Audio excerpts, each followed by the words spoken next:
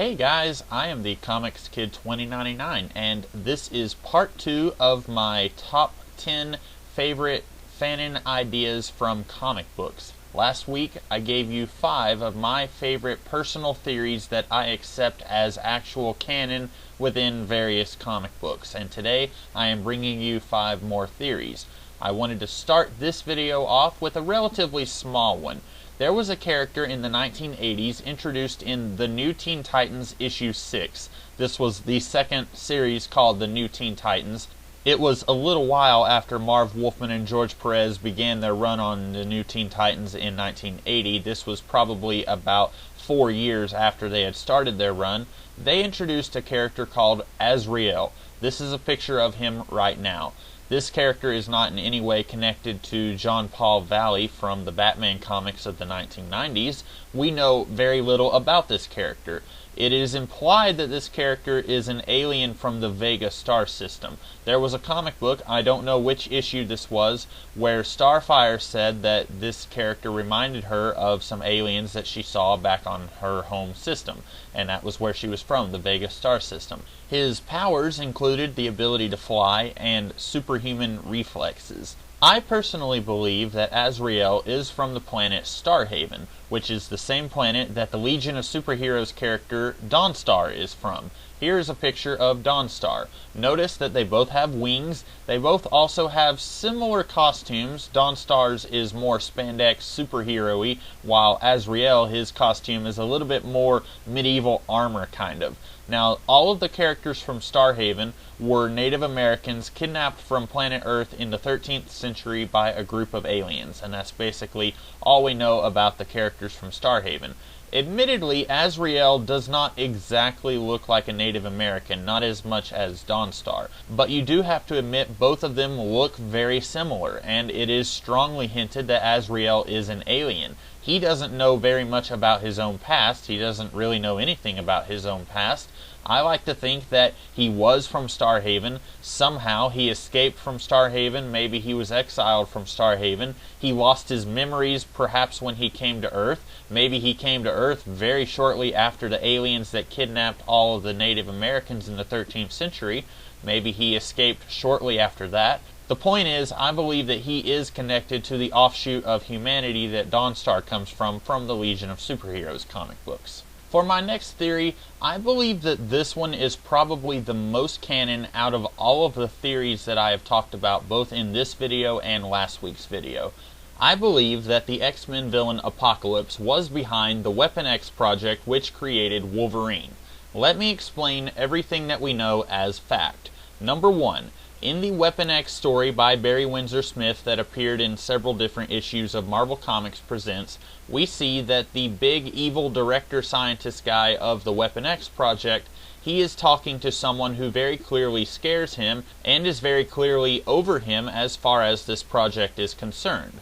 Number 2, we know that Apocalypse has experience in working with adamantium. We see this in a graphic novel that was drawn by Walt Simonson, and we also know that around the year 2000, Wolverine became a Horseman of Apocalypse after, in real time, 6 years of not having any adamantium at all, and Apocalypse gave him his adamantium back. Number 3, we know that Apocalypse has had connections with the Celestials in the past. They gave him a lot of the technology that he uses. They gave him the super suit that kind of augments his powers. They gave him at least 2 spaceships that he's had in the past. And number 4, we know that the Celestial technology is virtually identical to the technology that exists within the world. The world being basically an offshoot of the Weapon X project. I will explain that in a moment. Basically, as far as I'm concerned, all of these elements fit together. We know that someone was calling the shots behind the Weapon X project. We don't know who it was. It could have been Mr. Sinister. That typically is the route that X-Men comics go. If there's someone behind the scenes, it's usually Mr. Sinister. But all of these other examples seem to point toward Apocalypse. We know that the Weapon X project was part of the Weapon Plus program, which was basically just many different very similar projects with human experimentation. The Weapon Plus project created characters like Captain America and Nuke, and several other X-Men characters like the 3-in-1 Girls and Phantom X. If celestial technology was at work within the world, which was basically just a gigantic laboratory that the Weapon Plus project used, then we know that someone had to have access to celestial technology in order to use this technology in the world. And one of the only X-Men characters who does have celestial technology at his disposal is Apocalypse. Now the big question would be, why does Apocalypse want to experiment on mutants and create a program where human beings are trying to eliminate other mutants? It's basically always been canon that the Weapon X project was a project run by human beings to try and kill other mutants with stronger mutants. And the answer to that, I think, is very simple. Apocalypse has always believed in survival of the fittest. If he can secretly create this program where human beings are experimenting on mutants, whichever mutants are going to survive this program, they are definitely going to be stronger than the ones that did not survive. And let's say the Weapon X project succeeded and Wolverine became a weapon to be used by these humans. He would be used to kill other mutants and presumably other humans who were political enemies of the Weapon X project. And so if Wolverine was successfully turned into this mutant weapon, then he would be one of the strong, and he would be out there eliminating all of the ones that Apocalypse would consider the weak. This is something that, like I say, I feel like it makes a lot of sense with all of the clues that we are given, and as far as I know, this has never been contradicted. For all I know, there's some 1990s X-Men comic out there that does contradict this and say that it was Mr. Sinister who was behind the project. I don't really know. I would rather it not be Mr. Sinister. I think he has his hands in a lot of X-Men history, and I would rather him not be connected to every single thing that has happened in the X-Men timeline. And plus, I think it just makes a lot more sense that Apocalypse is behind this particular moment in X-Men history. For the third theory in this video, this is one that I did not come up with myself. I saw this in an article on Cracked, which usually Cracked, I can take it or leave it. Most of the time I feel like those articles are trying way too hard to be funny, and usually they don't do any research at all for their articles, or they don't do nearly enough research. In this particular case, I was kind of blown away by what I saw in this Cracked article. Basically, it was a list of different ideas that fans had come up with that made a little bit more sense than what actually happened in the comic book. So basically, it was fanon theories that made more sense than what was actual canon. And in this case, it concerns the characters Leo Quintum and Lex Luthor from the story All-Star Superman by Grant Morrison and Frank Quitely. Basically, the idea is that Lex Luthor is the most evil scientist in the world, and then at the very end of the story, Lex Luthor has Superman's powers very briefly, and he sort of has a change of heart, and then at some point in the future, after Superman has allegedly died, Lex Luthor creates a disguise for himself, a pair of glasses, and he somehow gives himself hair again. And then he goes back in time to try and make up for all of the bad stuff that he's ever done, and he becomes sort of a good version of himself in the past as Leo Quintum. And then he starts helping Superman with various projects. We see within the story of All-Star Superman that he is pretty much one of Superman's closest friends, as he is one of the only people who knows that Superman is going to die. The Cracked article that I read that described this goes into a lot more detail than I am. I saw this and I instantly thought, yeah, this is something that really works. It really makes a lot of sense, even though Grant Morrison, the author behind this story, has said, no, that's not what he intended to happen. I still think that as far as I'm concerned, if and when I go back and read All-Star Superman, I am going to read Leo Quintum as a future version of Lex Luthor, just because it makes so much more sense to me that way. Just like last week when I linked to the article talking about Shatterstar possibly being the son of Franklin Richards and Rachel Summers, I will link to that Cracked article in this video in case you are interested in reading about Leo Quintum as Lex Luthor and possibly all of the other fanon theories in that article that I did not talk about in this video. For my fourth theory, this one is a little bit out there, but just bear with me. I think that Damian Wayne, the son of Talia al Ghul and Bruce Wayne, has had clones who have lived and fought crime on up to the 31st century.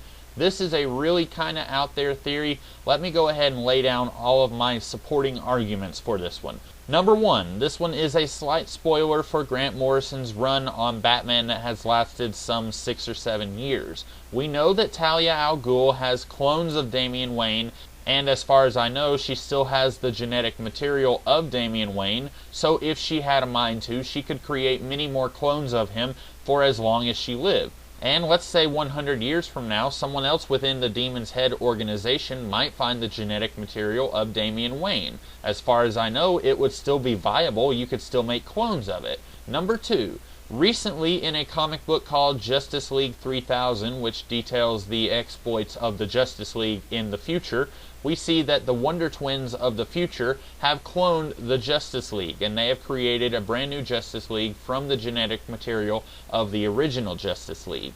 Also, from this panel in the Legion of Superheroes storyline, The More Things Change, we see a character among a crowd of people who are wanting to try out to be members of the Legion of Superheroes. She looks very much like Batgirl. In fact, if you look at the Kathy Kane Batgirl from around the time of 52, that version of Batgirl, she looks exactly like that Batgirl, just with a slightly different color scheme. Putting all of these clues together, I believe that years from now, let's say 30 or 40 years after Bruce Wayne is dead, Dick Grayson, Tim Drake, after all of the initial Bat family members are dead, I'm thinking that someone within the Demon's Head organization might realize that the world needs a Batman once again. But they don't necessarily have Bruce Wayne's DNA, otherwise they would do something kind of similar to what the Cadmus Project did in the Justice League Unlimited cartoon, where they tried to create their own Batman. I'm assuming what they're going to do, they would just resurrect Damian Wayne, and instead of him being a little boy, they would probably grow him to being a full-size grown man, and they would try and train him to be the next Batman. Sometimes it might not work, sometimes it might work very well. Sometimes Damian might die just weeks into his time as being Batman. Sometimes Damian might live 30 or 40 years and create his own dynasty of Bat family characters. From everything that we have seen about Gotham City, we know this much. Batman has been fighting crime there for about 10 years or so. At least as far as I'm concerned, he's been fighting crime in Gotham for about that long.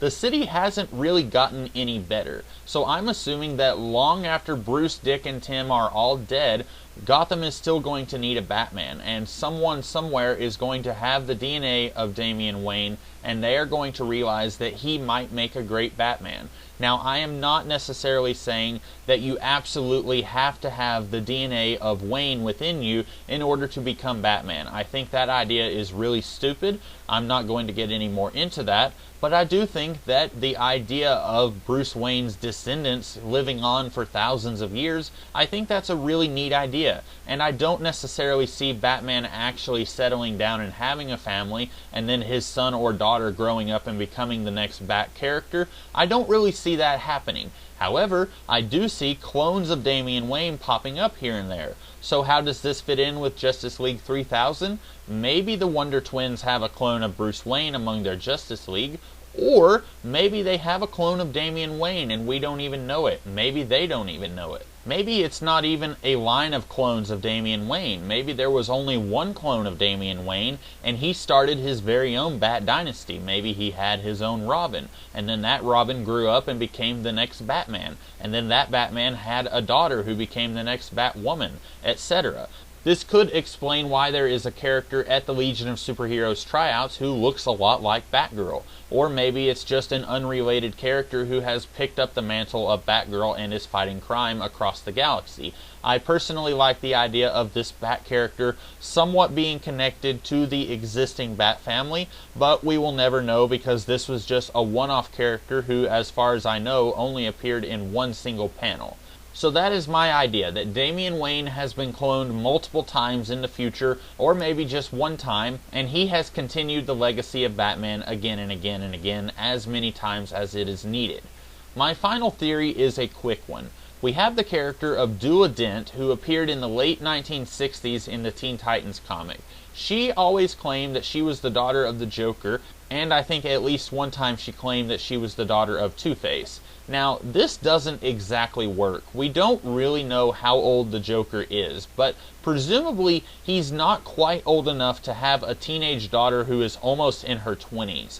A lot of people just think that Dula Dent is crazy, including most of the Teen Titans members who think that she's a little nutty. I personally think that she's telling the truth. At the time she was introduced, we had the multiverse. We had Earth 1, Earth 2, Earth 3, etc. Earth 2 was a place where most of the existing heroes from Earth 1 existed on Earth 2, but they were a good deal older, about 20 or so years older. They were old enough to have fought in World War II. They had quite a bit more experiences under their belt. In fact, almost everyone from Earth 2 was an older counterpart to a character from Earth 1. This would include the Joker, who did exist on Earth 2. He would definitely be old enough to have a teenage daughter, because Batman was definitely old enough to have his own teenage daughter, the Huntress, from Earth 2. If this is something that I accept as fanon, then how do I explain how Dula Dent got from Earth 2 to Earth 1? I really can't. I don't know. I know that characters like the Justice League and the Justice Society, they would meet up with each other once a year, so it doesn't seem to me that crossing over from one Earth to another would have been that hard. Maybe Dula Dent started off as kind of an anti-hero, anti-villain kind of character. Maybe she stole something from a famous scientist on her world, and it ended up transporting her to Earth 1. Instead of coming forward and saying, hey, I'm the daughter of the Joker from an alternate reality, maybe she plays up on this idea that, yeah, they're not going to believe me. They're going to think that I'm crazy, but that's okay. I don't really know. Like I say, I don't know a lot about the character of Dula Dent, so I really can't speak to whether or not she actually is crazy. I know that later interpretations of her have definitely played her as being very psychotic and not even a little bit of a heroic character. I personally would rather her be a little bit more on the lines of being a hero and not just being a psychotic girl Joker, but whatever. And that is my final 5 fanon theories. I hope that you guys enjoyed this video. Remember, I did a video just a week ago where you can see the other 5 theories that I have.